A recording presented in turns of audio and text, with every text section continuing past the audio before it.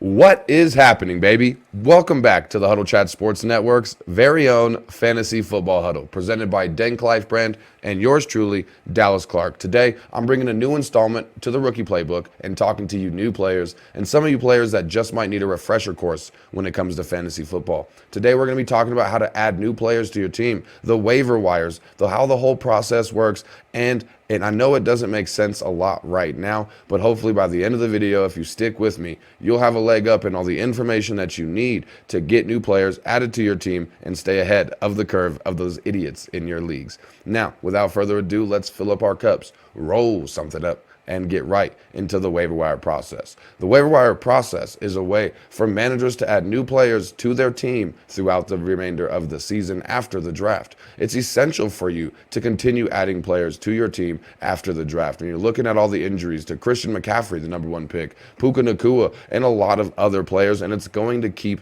happening. Hopefully it hasn't happened to you yet, but if it has, you likely need to add a new player to your team. What happens, like I told you guys, when you're setting your lineup, players lock in place when their game starts. Every free agent that's not on a team gets locked in place once their game starts until waivers process. When a manager wants to add a player, you place a waiver claim on said player before Tuesday night. What happens on Tuesday night, overnight, your waiver wire claims all process. It's a whole situation that happens in the background that you don't really have to do yourself unless you're the league manager and you've set that league to be that way. But once the waiver is processed Wednesday morning, you'll wake up and hopefully have new players on your teams.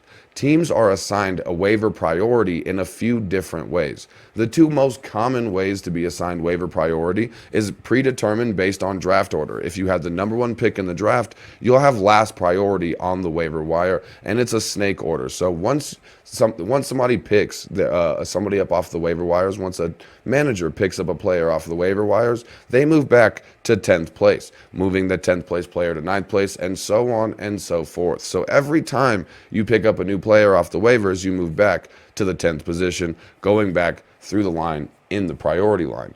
Now, the other way that you can get it is based on standings, and this is another very common way, which is the last place team always has #1 priority when it comes to the waiver wire, giving them better chances to get better throughout the season. I can't lie to you. I think I prefer the predetermined snake order. It makes you be a little more smart with how you use your waivers, but I do also like the advantage that you get if you're doing it based on standings, allowing the lowest ranked team to have the opportunity to get the highest value player available on the waiver wire.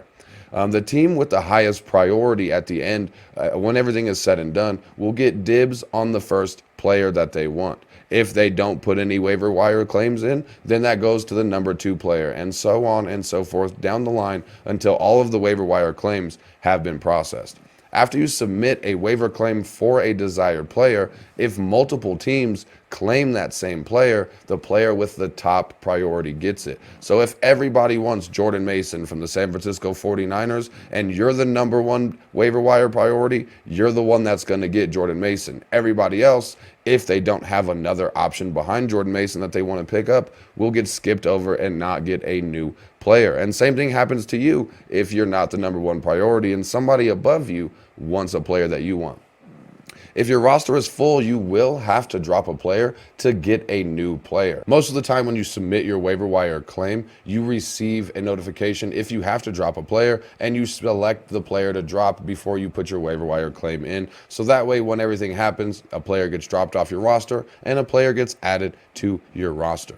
Now, if no player gets added, if a player doesn't get added to a team, if no manager puts in a waiver wire claim for that player after the waiver wire is processed, it then becomes a free agent player, which means anybody, first come, first serve, anybody can get that player right then and right there once they become a free agent. And they can be added without using any waiver priority or a waiver claim. Now, players that got dropped when the waiver is processed will be put on a new waiver wire claim. Most of the time, it takes 2 to 3 days. So if you go to add a player and you see add, that means they're a free agent and you can add them right then and right there. If you see the word claim when you go to pick them up, it most likely will have next to them when the waiver wire will process on that specific player if it's after your normal league processing date on Wednesday in most cases.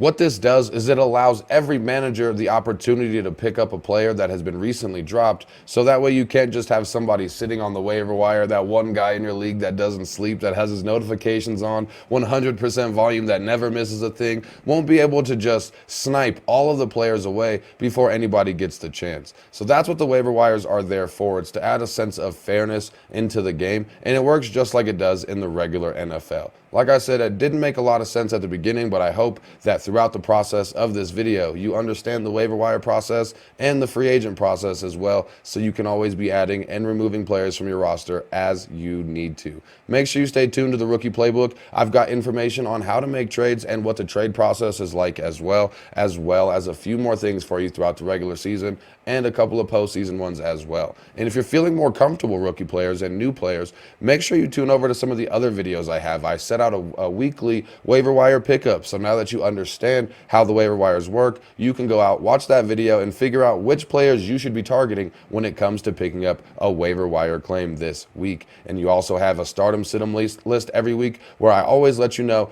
any players that are kind of on the verge of should I start them, should I sit them. I let you know whether you should or whether you shouldn't. And make sure you drop in the comments on all my videos if you have any questions, and your comment might get featured on my next video. Thank y'all so much for tuning in. That's going to be it for us today. Make sure you keep your chin up and your attitude all the way down, and I'll see you next time. Peace out.